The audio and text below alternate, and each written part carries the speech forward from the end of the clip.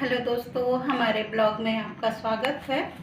और आज हम आपको एक रियल स्टोरी सुनाएंगे। अगर आपको हमारी ये स्टोरी पसंद आएगी तो प्लीज़ मेरे चैनल को लाइक, सब्सक्राइब और शेयर करिएगा और कमेंट बॉक्स में बताइएगा कि आपको हमारी ये कहानी कैसी लगी। कहानी है, दो बहनों की कहानी है। और वो दोनों जब थोड़ी बड़ी हुई, 5 साल की, तो हुआ क्या कि शायद 5 साल ऐसे ही कुछ था, तो उनके पिताजी नहीं रहे।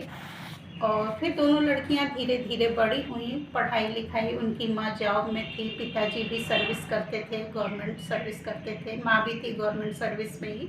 दोनों लोग लड़कियां बड़ी हुई। बड़ी होने के बाद हुआ क्या कि भाई, बड़ी लड़की की शादी नहीं हो पाई किसी कारणवश, शायद वो मंगली थी तो उसकी शादी नहीं हुई। तो ये हुआ कि चलो छोटी बेटी की शादी कर दिया जाता है, ज़्यादा दिन तक रोकना नहीं ठीक है। और उन्होंने छोटी बेटी की शादी अपने से समझ के अच्छे परिवार में कर दिया। परिवार भी अच्छा था उनका, पढ़ा लिखा, संपन्न, सर्विस वाले सब लोग थे।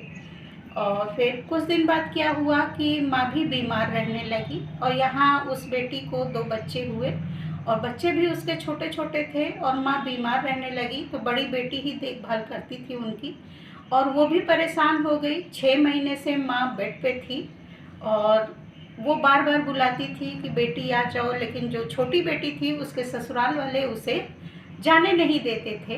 बीच बीच में ले जाए फिर वापस ले आए और ससुराल वाले उसको उसके घर नहीं जाने देते थे। और वो परेशान रहती थी अपनी माँ के पास जाने के लिए। वो सोचती थी कि चलो थोड़े ही दिन के लिए देख आएँ, लेकिन किसी भी कारणवश वो लोग उसको नहीं जाने देते थे। और फिर एक समय ऐसा आया कि उनको आईसीयू में एडमिट करना पड़ गया। अब बड़ी बहन जो थी वो बार बार उसको बुलाती थी कि तुम भी आ जाओ। वो भी 6 महीने साल भर से करते करते परेशान हो गई थी, तो कहती थी कि आओ तुम भी, थोड़ा सा साथ में रहोगी तो थोड़ा ढाढ़स रहेगा दोनों लोगों को। लेकिन यहाँ से उसके ससुराल वाले उसको जाने नहीं देते थे।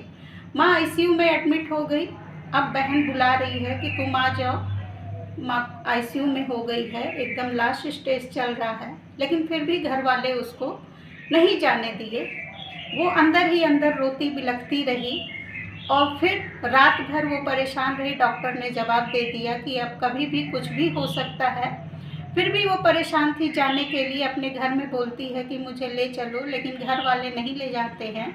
बोलते हैं कि नहीं, अपना घर देखो, बच्चों को देखो, वहाँ पे क्या है, क्या तुम जाओगी तो वो ठीक हो जाएंगी, जीवित हो जाएंगी। नहीं जाने देते। रात भर वो परेशान रहती है और सुबह 6 बजे उससे पता चलता है कि उसकी माँ नहीं रही। अब वो रो रही है जाने के लिए। यहाँ डिस्कस हो रहा है, क्योंकि भाई तो उसके था नहीं, पिताजी भी जा चुके थे। घर में डिस्कस हो रहा है कि कौन करेगा, कैसे करेगा। ये नहीं कि उस बेटी को वहाँ उसके घर ले जाएं। उसकी माँ कितना परेशान थी, रो रही थी। मतलब माँ परेशान थी, जब बीमार थी बोलती थी कि बेटी हमारी नहीं आई छोटी। लेकिन अब क्या ही किया जाए। तो हम यही चाहेंगे, माँ तो चली गई, अब उस लड़की की अंतरात्मा कितनी दुखी होगी कि लास्ट समय में अपनी माँ के पास नहीं जा पाई। बहुत ही दुखी थी, बहुत रो रही थी।